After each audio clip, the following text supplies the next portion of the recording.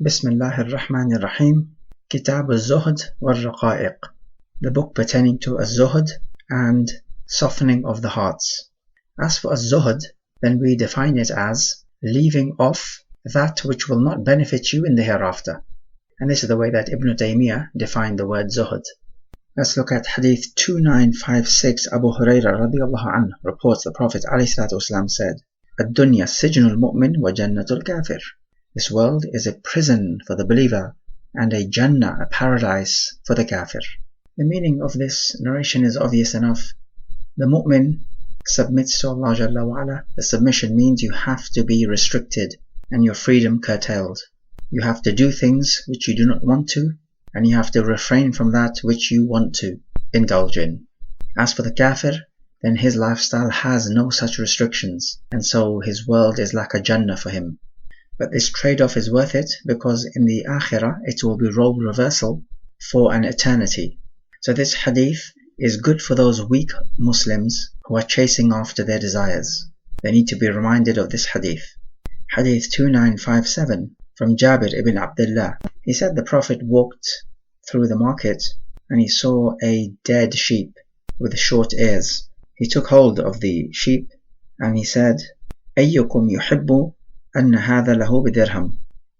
Who amongst you would like to take this sheep for 1 dirham? فَقَالُوا مَا نُحِبُّ أَنَّهُ لَنَا بِشَيْءٍ وَمَا نَصْنَعُ بِهِ. They said, we would not even want it for free. What are we going to do with it? The Prophet said, أَتُحِبُّونَ أَنَّهُ لَكُمْ. Do you want the sheep? They said, قالوا والله لو كان حيا كان عيبا فيه لأنه أسك فكيف وهو ميت. They said, Wallahi, even if the sheep was alive, it would still be defective because of its short ears. So how about if it's dead then? فقال فوالله للدنيا أهون على الله من هذا عليكم. The Prophet replied, by Allah, this world is more trivial or insignificant to Allah than this sheep is to you. We take from this narration the excellence of teaching people using parables, because everyone in this narration was familiar with the sheep. We find also how lowly this dunya is with Allah Jalla wa Ala. So if that's the case, then does it make any sense chasing after this dunya? You take from the dunya what you need. You treat it like the toilet. Certainly you need it. You need the wealth and so on. But your heart is not attached to it. And this is the parable that Ibn Taymiyyah gave. So this dunya is a means to an end, not the end in and of itself. It's a means for you to be able to perform your ibadah. Now you notice that the Prophet picked up the sheep. The sheep was a dead sheep, therefore it is najis. However, if it is dry, then the najasa does not come onto your hands. Najasa only transfers between wet surfaces. So if you touch something which is najis and it is dry, it does not transfer to your hands such that you need to clean your hands. There are many Muslims, unfortunately, chasing after the dunya. They need to know about this hadith. Let's look at hadith 2958.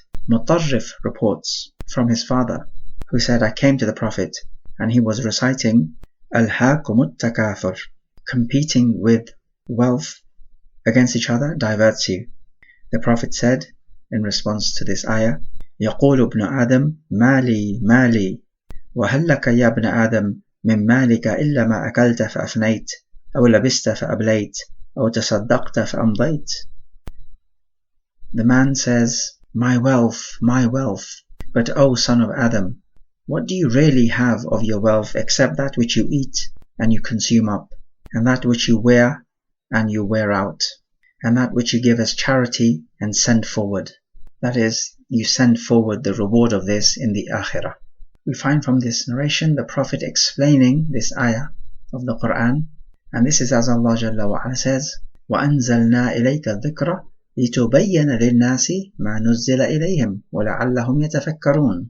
We have sent down this dhikr, the Quran, to you so that you may explain to the people what has been sent down to them. That is to say, you may explain the Quran to the people. And so this is why we need a hadith. In this narration, the Prophet is saying that you people are so eager to amass wealth, but what are you actually going to do with it? The avenues of spending are actually fewer than you think. So there is no need to have your heart attached to the wealth. You can live off a smaller amount than you think. All the rest of the wealth that you have amassed is simply going to be inherited. Your wealth which works for you is what you have sent forward in the Akhirah through charity. As for the wealth of your inheritors, this is your wealth which you have left behind, which you were so busy amassing. It's just free wealth for your inheritors, and yet you put in all the work. Okay, let's look at Hadith 2960 from Anas ibn Malik. The Prophet said, يتبع الميت ثلاثة فيرجع اثنان ويبقى واحد يتبعه أهله وماله وعمله فيرجع أهله وماله ويبقى عمله. 3 things follow the deceased. 2 return, 1 remains. His family, his wealth, and his actions follow him.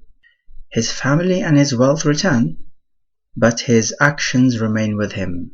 As for the family, that is obvious enough. As for the wealth, this could be things like his servant or the bedding which he lies in, and other than that, all of that will return. Your actions remain, and we even have a clearer hadith of Al-Bara ibn Azib, where after he is questioned, a handsome man with goodly clothing and a nice fragrance comes to him and says, receive glad tidings of that which will make you happy. And the deceased asks, who are you?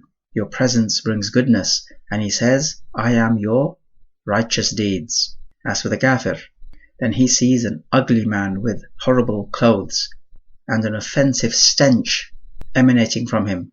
And he says to him, receive tidings of that which will make you miserable. And the deceased asks, who are you? Your presence brings no goodness. And this man says, I am your deeds. So the lesson of this narration is, your righteous actions need to be your number 1 aim and focus in your life, not your family and not your wealth, even though they are important, but they must never be your number 1 focus. Your actions are the only things which will stay with you. Let's take a look at Hadith 2961 from Amr ibn Auf, who was an ally of Banu Amir ibn Lu'ay and participated in the Battle of Badr. He reports that the Prophet sent Abu Ubaidah ibn al-Jarrah to Bahrain in order to collect the jizya. The Prophet had made a truce with the people of Bahrain and appointed Ala ibn Hadrami and Abu Ubaidah for this purpose of collecting the jizya. They arrived with the wealth from Bahrain, and the Ansar heard about the arrival of Abu Ubaidah, and they observed the Fajr Salah along with the Prophet. When the Prophet had finished the prayer, the Ansar came before him. That is to say, everybody wanted a share of that wealth. And the Prophet smiled, and he says, I think you have heard about the arrival of Abu Ubaidah with the wealth from Bahrain. They said, yes. Thereupon the Prophet said, فَأَبْشِرُوا وَأَمِّلُوا مَا يَسُرُّكُمْ فَوَاللَّهِ مَا الْفَقْرَ أَخْشَى عَلَيْكُمْ وَلَكِنِّي أَخْشَى عَلَيْكُمْ أَن تُبْسَطَ الدُّنْيَا عَلَيْكُمْ كما بسطت على من كان قبلكم فتنافسوها كما تنافسوها فتهلككم كما أهلكتهم. The Prophet said, then receive glad tidings and hope in that which will please you. For by Allah, it is not poverty I fear for you, but rather what I actually fear for you is that the world will open up for you, meaning the treasures will open up, just like it opened up for those who were before you. And then you will compete in it just like the previous nations competed in this worldly wealth. And it will destroy you just like it destroyed those before you. We find from this narration the validity of the jizya, that this is from the Sharia and that you may appoint somebody to go and collect it. We find here that the Ansar are asking the Prophet for the wealth, not verbally, but by their body language and behavior. We call this the lisanul hal, the tongue of the state. To which we find the Prophet smiles, and this is from the good characteristics of the Prophet, because oftentimes when somebody asks you for something, you become annoyed. Oh, why is he asking me? But the Prophet here is smiling, so notice the excellent quality. The second excellent quality is that the Prophet gives them glad tidings of the wealth, so that we should also give people glad tidings. And so these 2 qualities, smiling and giving glad tidings, produces happiness in others and positivity. So this is the type of person we need to be, somebody who produces positivity and happiness and relief in others, not someone who makes others miserable. And we also find that the Prophet gives a warning about this wealth as well. Yes, you need your wealth, however, there is a massive pitfall and a danger to this wealth, that if it reaches your heart, you compete each other for it and it will destroy you. So keep the wealth in your hand, not in your heart. And like we said before, treat it like the toilet. It is necessary, but you do not love it. We also find that you may distribute wealth in the masjid, and there is nothing wrong with that. We also find that you can come to a masjid that is not your local masjid, because all the Ansar gathered in one masjid and not their local one. There is a hadith in At-Tabarani's Al-Kabir in which the Prophet said, لِيُصَلِّ أَحَدُكُمْ فِي مَسْجِدِهِ وَلَا يَتَتَبَّعَ الْمَسَاجِدِ. One of you should pray in his local masjid and not go around seeking different masajid. So we say that this order is a recommendation but not an obligation. Let's look at Hadith 2963, Riwayah 2. Abu Hurairah reports the Prophet said, انظروا إلى من أسفل منكم ولا تنظروا إلى من هو فوقكم فهو أجدر ألا تزدروا نعمة الله عليكم. Look at those who are below you and do not look at those who are above you in status, for that way you will not belittle the favors of Allah upon you. You will always find some people who are given more than you are, in various matters, be it wealth, be it knowledge, be it status, and so on. But if you keep looking at them, you would deem yourself to be insignificant, and you would think that Allah has given you nothing, whereas Allah Jalla wa Ala has given you much. If you look at those who are given less than you, then you will truly appreciate the ni'mah that Allah has bestowed upon you. Let's take Hadith 2964 from Abu Hurairah, that the Prophet said, there were 3 people of Banu Israel, one suffering from leprosy, the other one was bald, and the third one was blind. Allah decided to test them, so He sent an angel to the one suffering leprosy, and the angel said to him, what would you like most?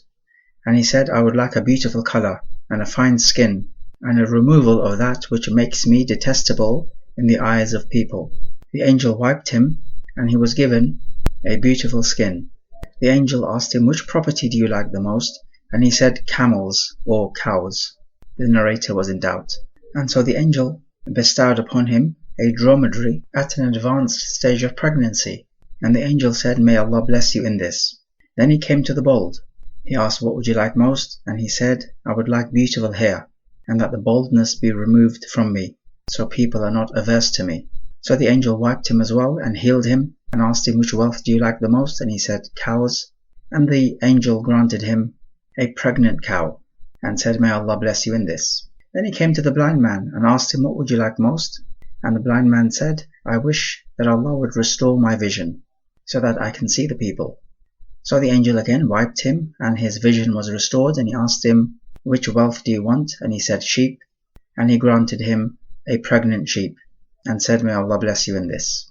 Then after that, he came to the first man again, suffering leprosy, and this was after a while, and he came to him in the form of a leper. And he said to the man, I am a poor man, and my provision has run short, and there is no one to take me to my destination in this journey of mine, except with the help of Allah, and then your help. So I ask you, in His name, who gave you a fine skin color, and all this wealth in the form of camels, that you should confer upon me a camel which will carry me in my journey. To which the man replied, I have many responsibilities to discharge, so in other words, I cannot give you anything. Thereupon the angel says, it's as if I recognize you. Were you not suffering from leprosy, and people hated you, and that you were also destitute, and then Allah conferred upon you wealth? The man replied, I have inherited this property from my forefathers. Thereupon the angel said, if you are a liar, may Allah revert you to your former condition. Then he came to the bald person and said exactly the same thing, to which the bald replied, in the same way, I have many responsibilities, and he also said that this wealth has been inherited to me. And the angel again replied, if you are lying, may Allah revert you to your former state. Then he came to the former blind man and said exactly the same thing, pretending to be a blind person. And he says, I am destitute, my provisions have run short, I have no way of reaching my destination, but by the help of Allah and then by your help. So I ask you in the name who restored your eyesight and gave you the flock of sheep to give me a sheep which would serve as provision for me in my journey. Now this former blind man replied, قَدْ كُنْتُ أَعْمَى فَرَدَّ اللَّهُ إِلَيَّ بَصَرِي. I was blind and Allah restored my eyesight. فَخُذْ مَا شِئْتَ وَدَعْ مَا شِئْتَ. Take whatever you want and leave whatever you want. فَوَاللَّهِ لَا أَجْهَدُكَ الْيَوْمِ شَيْئًا أَخَذْتَهُ لِلَّهِ. By Allah, I will not stand in your way today for what you take in the way of Allah. Thereupon the angel replied, أَمْسِكْ مَالَكَ فَإِنَّمَا ابْتُلِيتُمْ فَقَدْ رُضِيَ عَنْكَ وَسُخِطَ عَلَى صَاحِبَيْكَ. Keep your wealth. You have only been tested. Allah is pleased with you and is angry with both of your companions. In this amazing narration, there is a subtle point. Notice how the first two, the leper and the bald, they ask for more than is necessary. As for the blind, the good guy, he asks for only that which is necessary, that his sight be restored. He does not ask for 20/20 vision. Just a subtle point that can be overlooked. We find in testing the three people, the angel says something which is obviously not true. And so you can say something which is not true just in order to test people, not to deceive them. Also, the angel acts like somebody he is not. And so this often happens in stage plays and so on. You can act somebody that you are not, and this is permissible. We can also take that you can hinge your dua on an event or on a condition, because the angel says, if you are lying, then may Allah revert you to your former state. And this is similar to the li'an, where the man says, may the curse of Allah be upon me if I am lying. Then afterwards the woman would say, may the anger of Allah be upon me if he is telling the truth. So this is making a conditional dua, and this is permissible. So for example, in a Salat al-Janazah, if you do not know whether the deceased is a Muslim or a Kafir, then you can make this conditional dua, and that is fine. We may also take that Allah can be pleased with some people and be angry with some others. And we also take that the stories of the past are narrated to us so that we can take admonition and not fall into the same mistakes as the previous nation fell into, and to take guidance from the righteous ones of the previous nation. But the main lesson which this hadith is narrated for is to give credit to Allah Jalla wa Ala for all your ni'mah, be it health or wealth or whatever else, and to show gratitude. And from showing gratitude is to spend out of what Allah Jalla wa Ala has given you. And this is where the first two folks, the leper and the bald, failed, and the third one, the blind, passed with flying colours. He gave Allah Jalla wa Ala the credit. The other two claimed that they received this wealth through inheritance, which is of course nonsense. Allah Jalla wa Ala teaches us, Innal insana li rabbihi lakanud. Kanud means an ingrate to the favours provided to him. Let's take a look at Hadith 2965 from Amir ibn Sa'ad, that Sa'ad ibn Abi Waqqas was in the fold of his camels and his son Umar came to him. When Sa'ad saw him, he said, I seek refuge with Allah from the mischief of this rider. And as he got down, he said to him, you are busy with your camels and your sheep, and you have abandoned people who are contending with one another for the kingdom. Sa'ad struck his chest and said, keep quiet. I heard Allah's messenger say, Inna Allah yuhibbul abd at-taqi al-ghani al-khafi. Allah loves the servant who is muttaqi, so has taqwa, the one who is content with what he has, and the one who is hidden from the view of people. Now here we have a strange situation that Sa'ad ibn Abi Waqqas, when he sees his son Umar come along, he seeks refuge in Allah from the mischief of his own son. And the reason is because Umar, his son, was the leader of the army which killed Al-Husayn ibn Ali at Karbala. And Sa'ad ibn Abi Waqqas was famous for keeping away from the infighting and the civil strife amongst the Muslimin. He wanted nothing to do with it. The shahid of the narration here is the khafi part, the one who is hidden, away from the people. However, we may say that this is better during times of fitna, as was the case with Sa'ad ibn Abi Waqqas. Otherwise, we know of the hadith that the person who mixes in with the people and is patient with their harms is better than the one who keeps away. However, if a person has knowledge and is able to rectify affairs, then he must do so, because this is from taqwa, and it is what we are ordered to do. So if you can benefit the people, then you of course must mix in with them.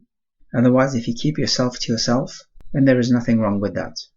Nowadays, in the digital age, where we have internet, everybody wants to be famous and wants to have followers and fame and fortune. The complete opposite of this hadith. Let's take hadith 2966 from Sa'ad ibn Abi Waqqas. He reports that, by Allah, I am the first man amongst the Arab to fire an arrow in the cause of Allah. And we used to go out to military expeditions, and our food was the leaves of the hubla and samur trees. These were two types of trees, and as a result one of us would relieve himself just as the goat does, because their diet would be the same. He says, how strange it is that the people of Banu Asad instruct me in the deen and try to impose punishment upon me. If it is so that I am so ignorant of the deen, then indeed I am a loser and my actions have gone to waste. Okay, what's the context of this narration? Well, we find in the narration of Bukhari that Banu Asad criticized Sa'ad, saying that he was not praying properly. So here Sa'ad gives his credentials, and this is okay. Previously we said that you can speak highly of yourself if your aim is not to be arrogant or look down on others, and it will serve a goodly purpose such as teaching others so that they may learn from you, if indeed you have the credentials. But here we learn another purpose where you can speak highly of yourself, and that is if you need to defend yourself. So that is another noble purpose. But the shahid from the narration is the austere life that the Sahaba would live, eating leaves, which the average person nowadays would not even take a second glance at. Let's look at hadith 2968. Abu Hurairah reports, the companions asked, will we be able to see our Lord on the Day of Judgment? And the Prophet replied, هل تضارون في رؤية القمر ليلة البدر ليس فيها سحابة? Do you have to harm each other in trying to look at the full moon on a clear night with no clouds? They said no. The Prophet replied, فوالذي نفسي بيده لا تضارون في رؤية ربكم إلا كما تضارون في رؤية أحدهما.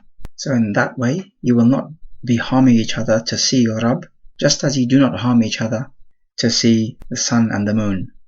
Thereupon the Prophet said, Allah Jalla wa Ala is going to judge a servant and say, oh so and so, did I not honor you and make you the chief and provide you with a spouse and make subservient for you your horses, your camels, and gave you the opportunity to rule over the people?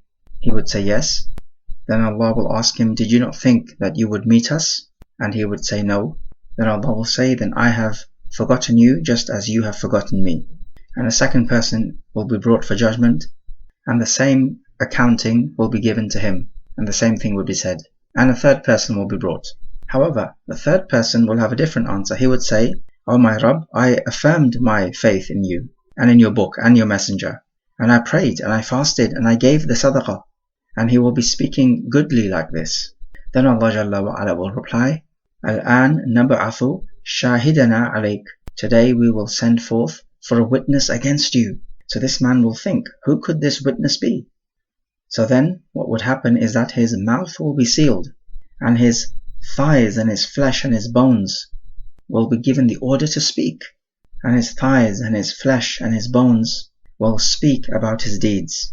So the man himself will not be able to make excuses, and that man will be a hypocrite, the one whom Allah Jalla wa Ala is angry with.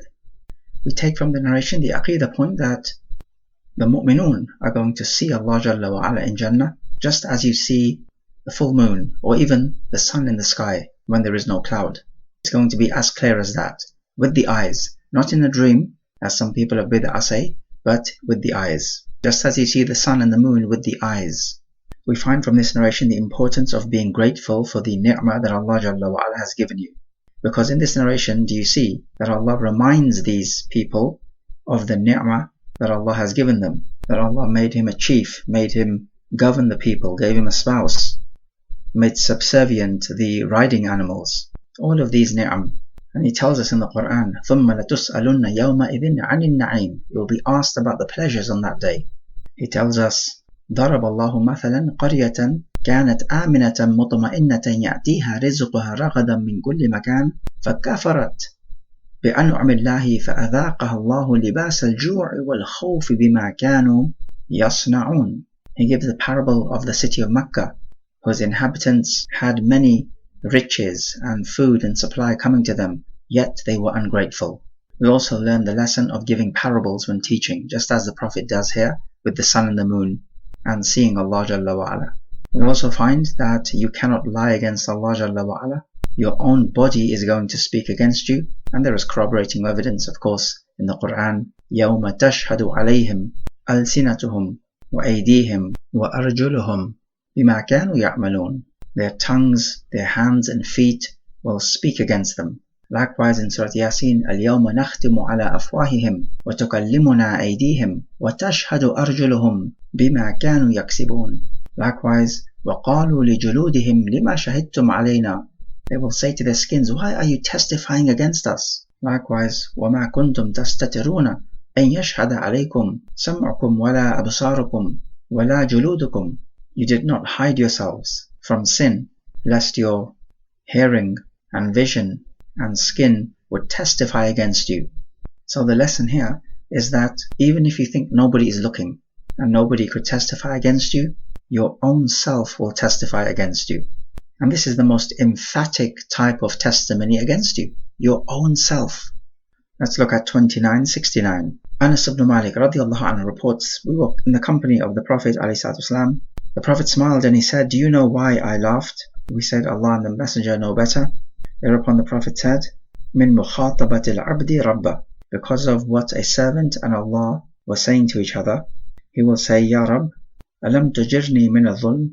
My Rabb, have you not guaranteed that you will protect me against injustice? Allah will say yes. And so the man would say, I have no witness but myself.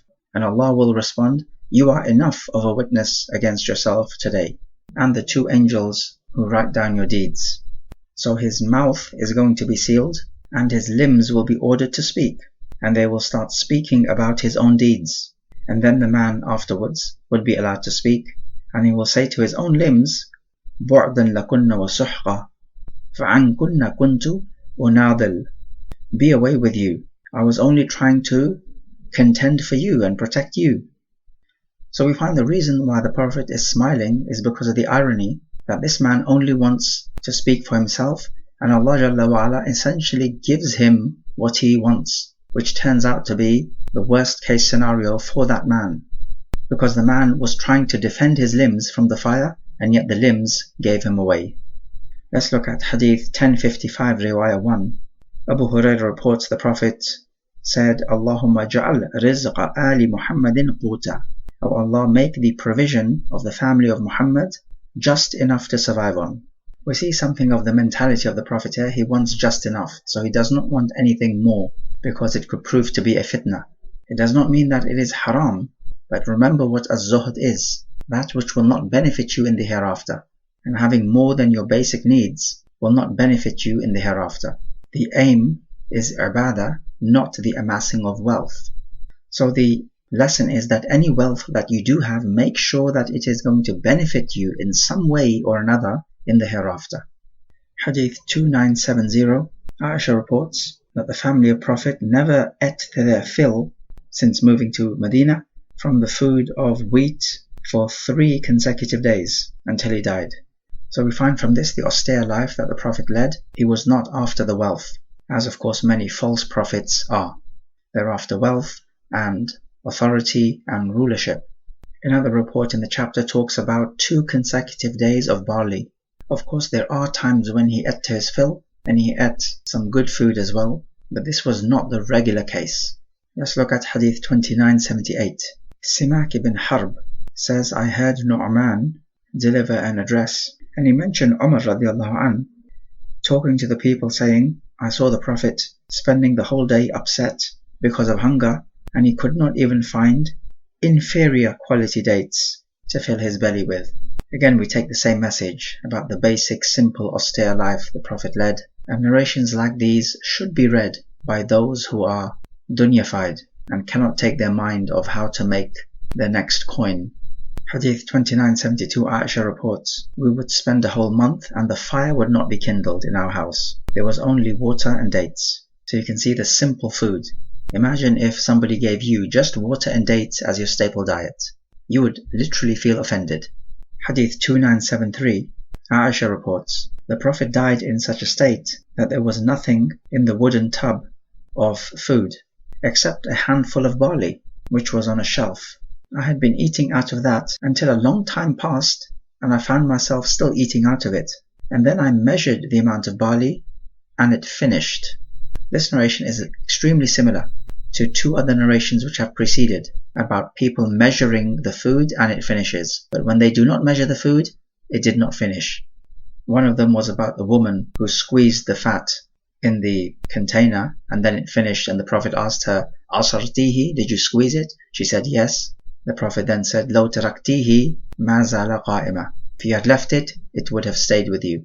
And the other narration which came right after it, about the Prophet giving some barley to some people, and they kept eating out of it, their family, even the guests, and they found it to be strange, so they measured it, and then thereafter it finished. The Prophet told them, Law lam takilhu akaltum minhu wa laqama lakum. If you had not measured it, you would have kept on eating out of it, and it would have stayed with you. So altogether we have three extremely similar narrations talking about the negative effects of measuring your wealth.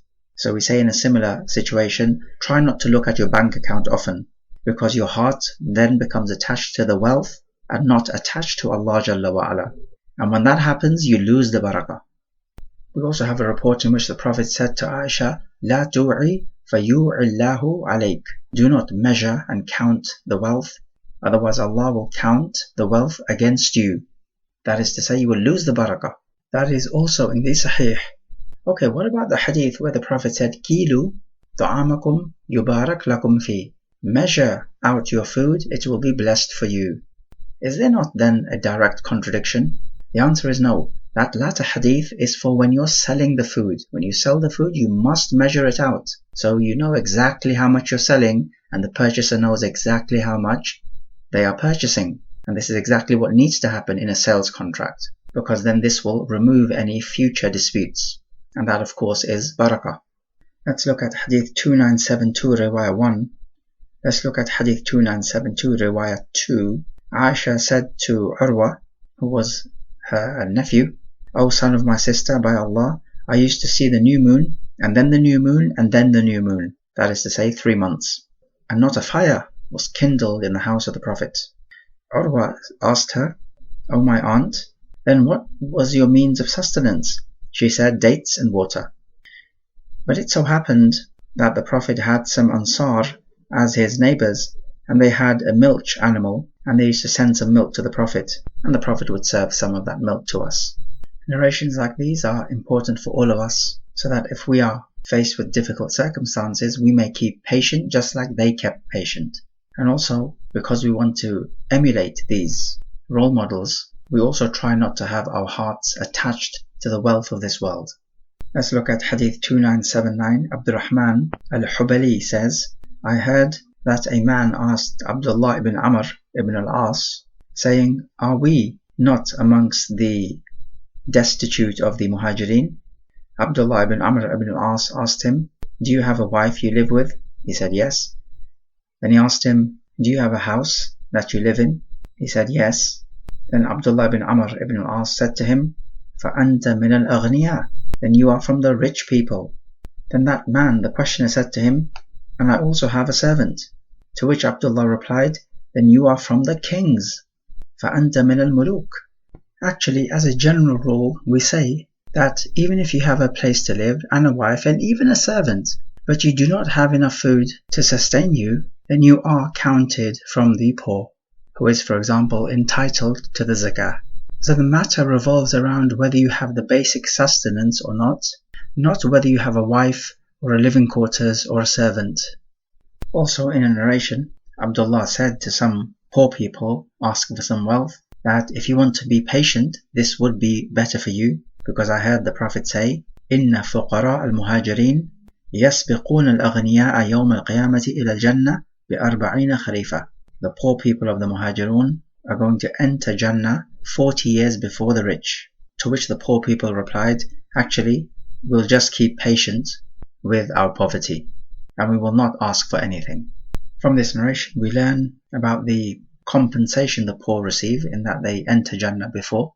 Some narrations talk about 500 years before the rich. Let's look at chapter 1 about entering the places of those people who had been punished in the past. Let's look at Hadith 2980, Riwayah 1. Abdullah ibn Umar says, we were passing along with the Prophet ﷺ in the land of Hijr, which was the dwelling place of Salih ﷺ and the tribe of Thamud. To which the Prophet said, لا تدخلوا مساكن الذين ظلموا أنفسهم إلا أن تكونوا باكين حذرا أن يصيبكم مثل ما أصابهم. Do not enter the lands of those who wrong themselves unless you are crying, lest that which afflicted them should afflict you. Then he ordered the people to hurry along through this land. In another riwayah, in this valley of Hijr, the companions took some water out of the well and kneaded the flour with it to make some bread. The Prophet commanded that all this water should be spilt and that this bread should only be given to the camels and not be eaten by any humans.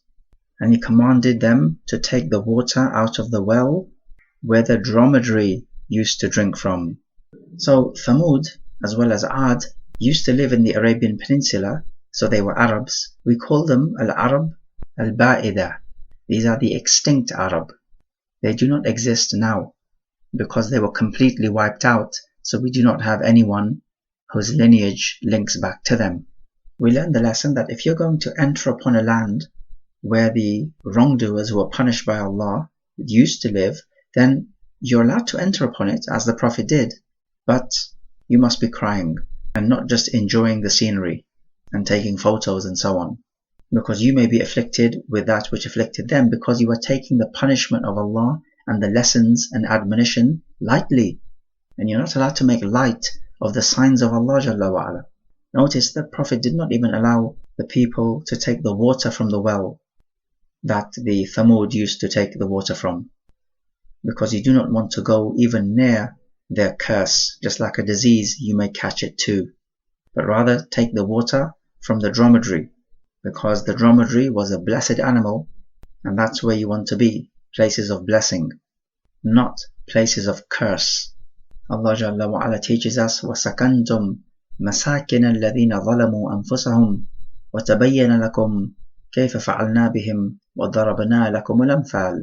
You lived in the places of those who wronged themselves, and it became known to you how we dealt with them, and we have struck forth parables for you. We are also then recommended not to live in those places where the people wrong themselves, because the condition is that you should be crying, and it's not possible for you to be crying every day.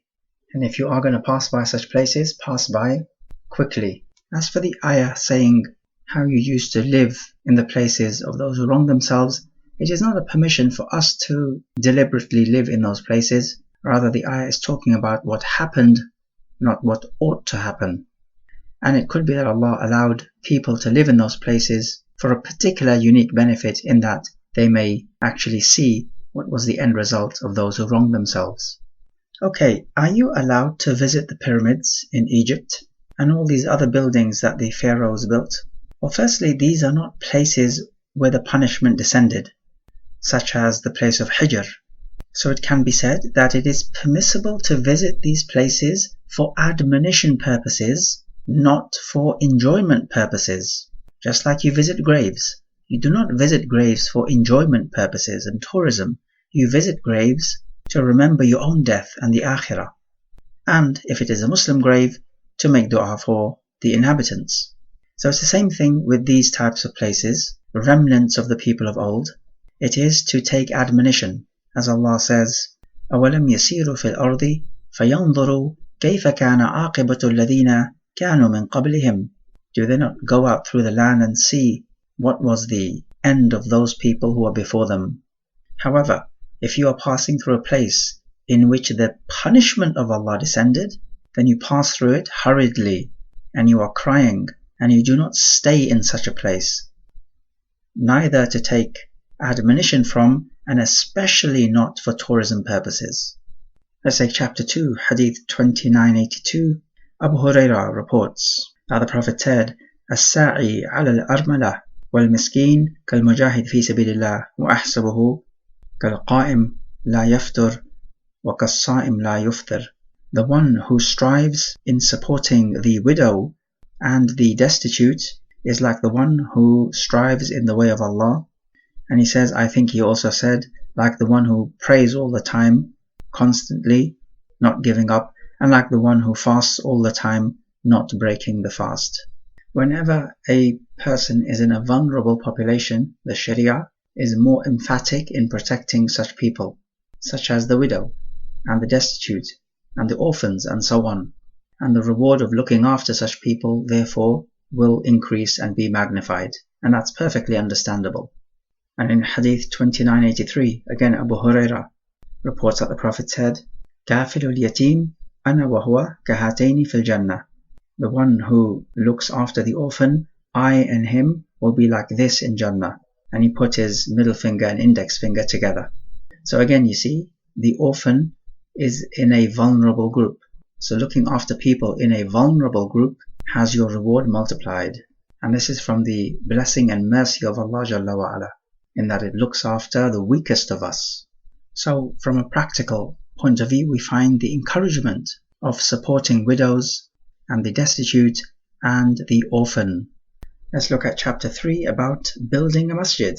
From Abdullah al-Khawlani reported that when Uthman ibn Affan tried to rebuild the masjid of the Prophet, the people began to talk about this, and Uthman ibn Affan said that I've heard the Prophet say, "Man bana masjidan lillah, bana Allahu lahu fil jannati mithlah."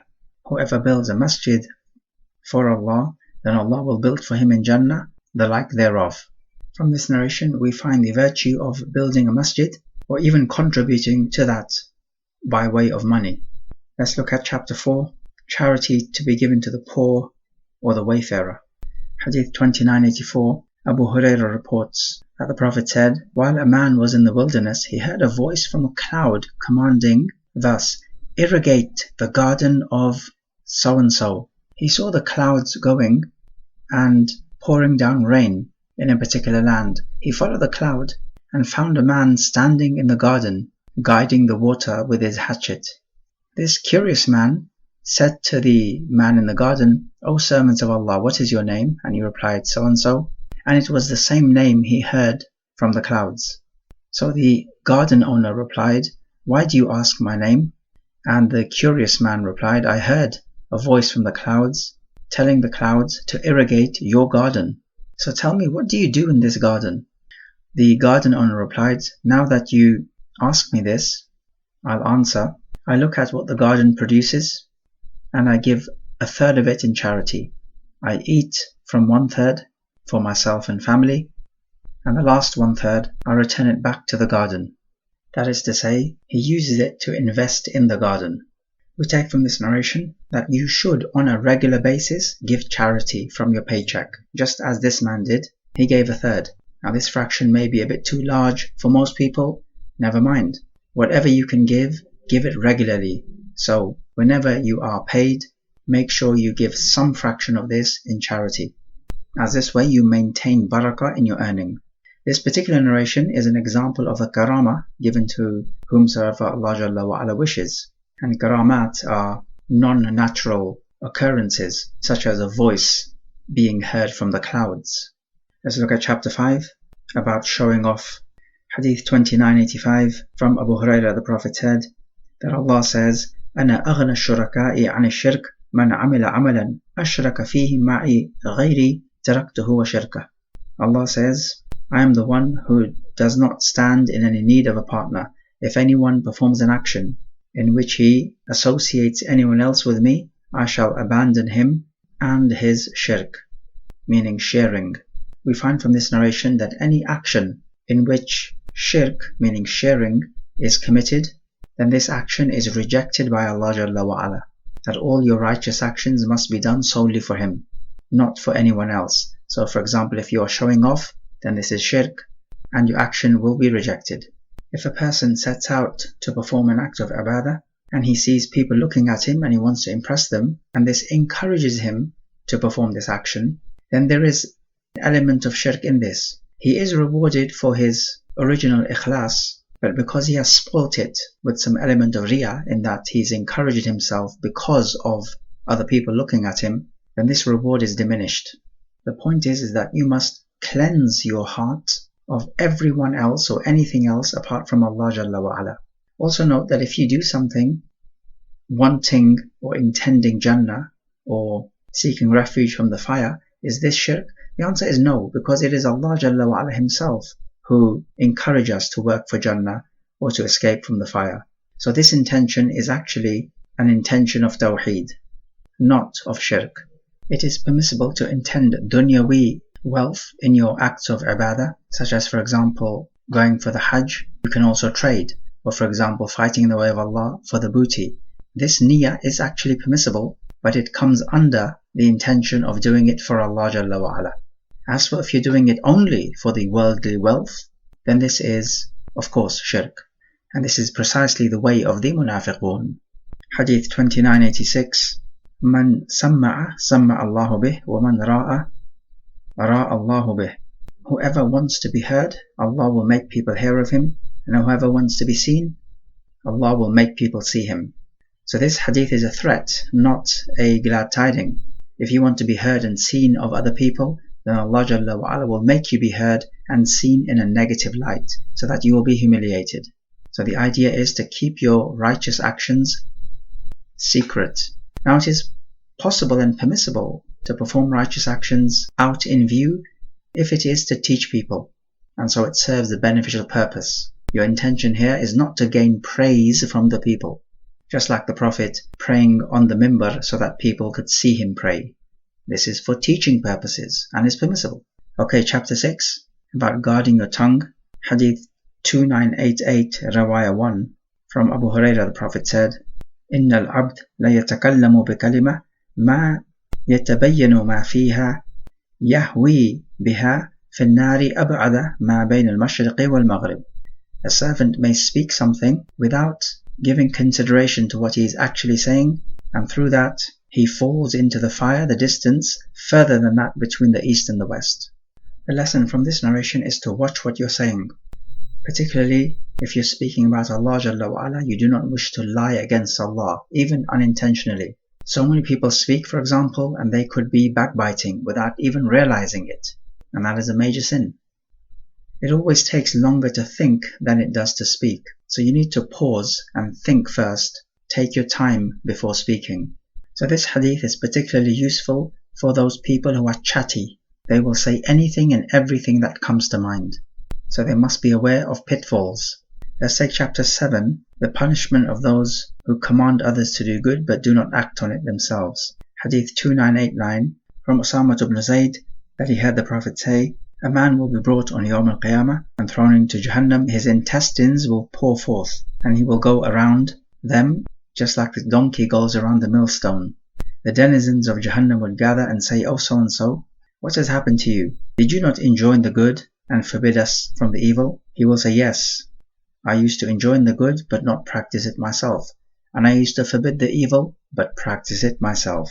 From this hadith we learn of the danger of hypocrisy and not practicing what you're preaching.